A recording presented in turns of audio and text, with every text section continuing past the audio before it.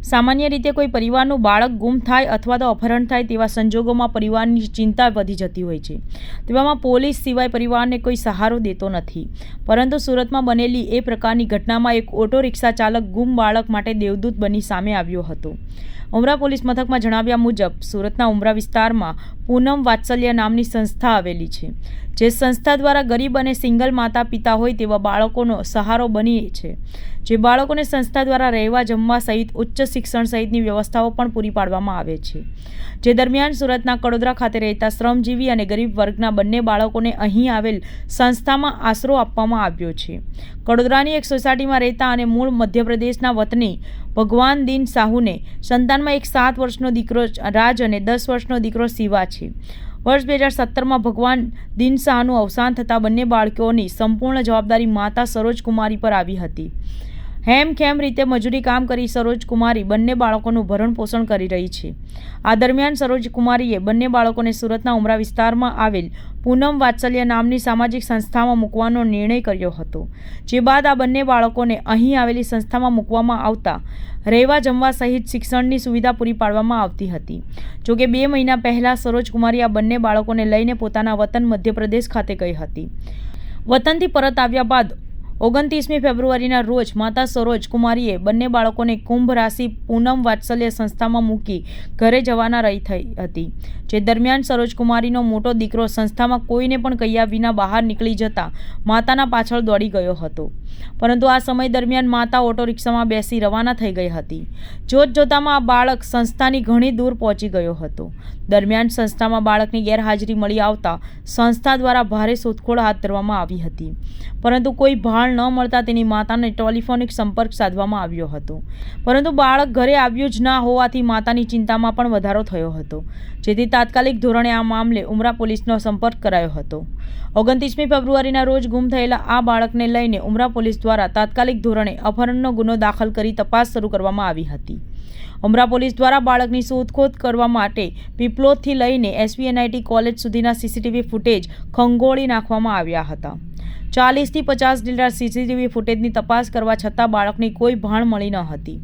માત્ર સંસ્થામાંથી બહાર નીકળી દોડી ગયેલા બાળકના CCTV ફૂટેજ પોલીસને મળ્યા હતા, જેથી બાળકને શોધવા પોલીસ પણ મોટો પડકાર હતો।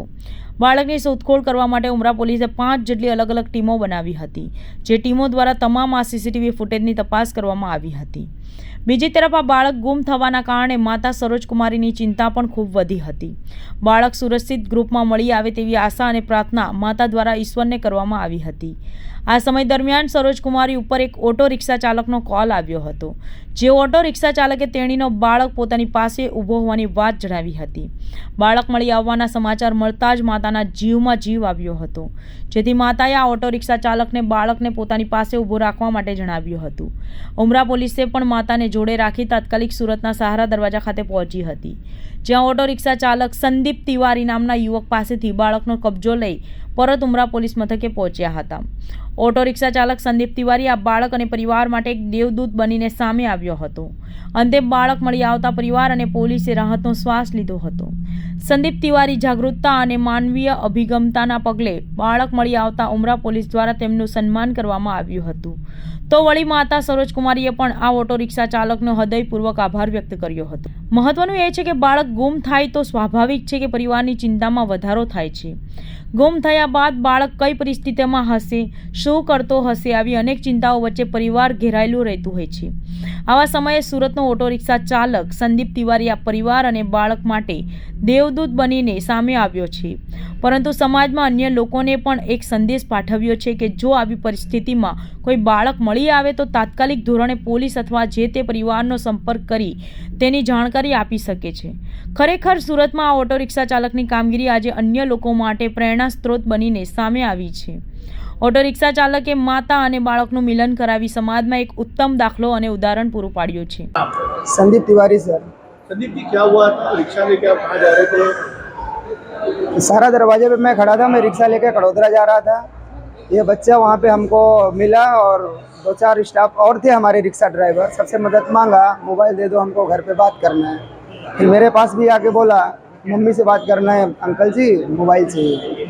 उसके बाद मैंने देखा कि बच्चा कुछ डरा हुआ है। उसके बाद मैंने मम्मी का इसका नंबर इससे मुँह जबानी आता उसने बताया, मैं डायल किया, मम्मी से बात कराया, फिर मम्मी बात की। उनके बाद मम्मी हमसे बात करने के बाद बोलती हैं कि भैया हमारा बच्चा गुमा हुआ है, आपके पास में है तो आप रुकिए, हमारे बच्चे के पास तब तक मैं आती हूँ। फिर जब तक मम्मी नहीं आई, आधा से पौन घंटा तब तक बच्चे के पास में था। उसके बाद मम्मी से बच्चे से मिलवाया।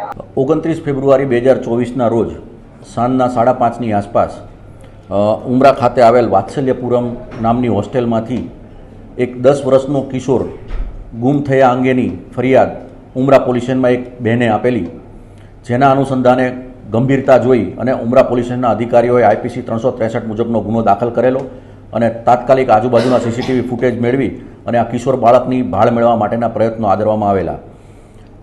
દરમિયાન આ કિશોર છે એ સહારા દરવાજા ખાતેથી એક રિક્ષાવાળા ભાઈને પાસેથી એક રિક્ષાવાળા ભાઈને કિશોર મળી આવતા એણે થોડી સમજદારી દેખાવી અને એ બાળકની પૂછપરછ કરી અને બાળકનો મધરનો નંબર લીધેલો અને એના મધરને ફોન કરી અને એમના બાળક બાબતની જાણકારી આપેલી, જેથી આ બાળકને શોધી શકાયેલ છે.